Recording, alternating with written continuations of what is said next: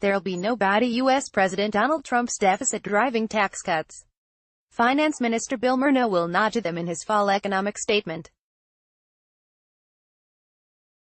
It will be a minor course correction to liberal economic policy that is as much about politics as finance. The Trudeau government wants to be seen working on business.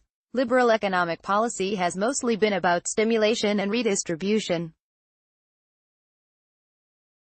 Growth has been the buzzword, and that has meant stimulating and spending. Equality was in the title of Mr. Murno's 2018 budget. Gender equity was the talking point. Liberal economic policy has spoken as much about social justice as the country's business.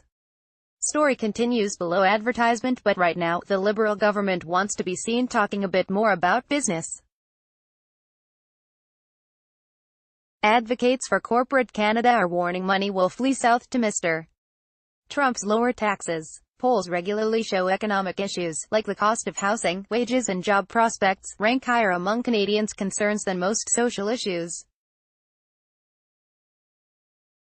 Prime Minister Justin Trudeau's party has lost a big chunk of the male voters who voted for the Liberals' Get the Economy Moving infrastructure plans in 2015.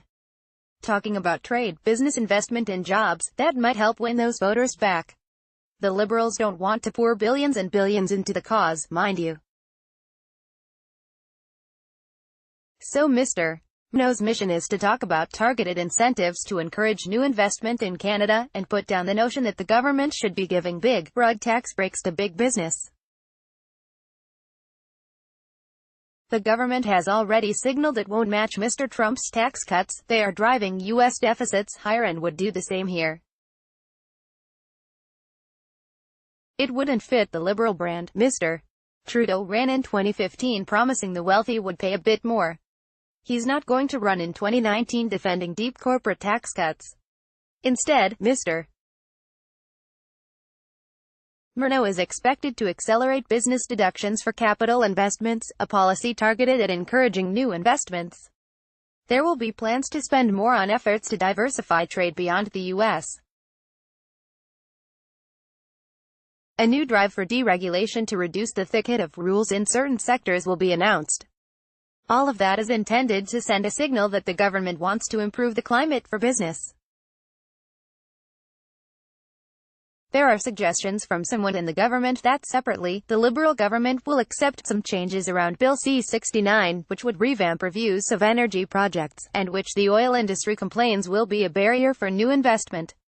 Story continues below advertisement. Don't expect it will quiet all those anxieties about Canadian competitiveness.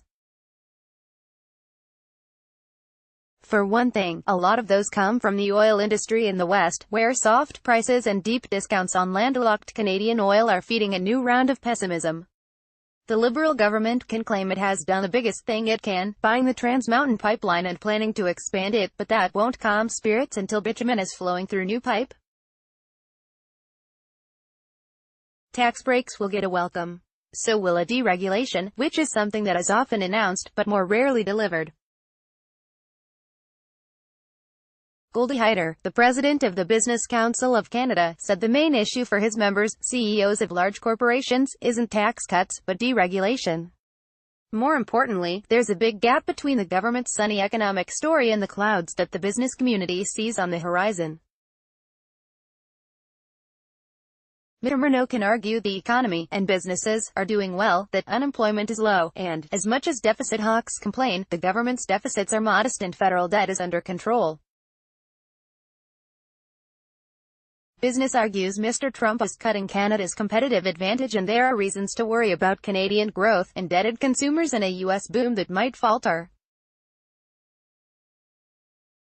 That can turn a modest deficit into a big one in a hurry. But none of that is going to push the Liberals into a sea change. The Liberals really can point to a strong economy. Murno will stick to the same track to gradually reduce the deficit. And if the economy does better, and more revenues come in, you can bet he's not going to devote it all to corporate tax cuts. His next budget will be a pre-election budget. In the meantime, the Liberals want to send a signal they're taking care of business.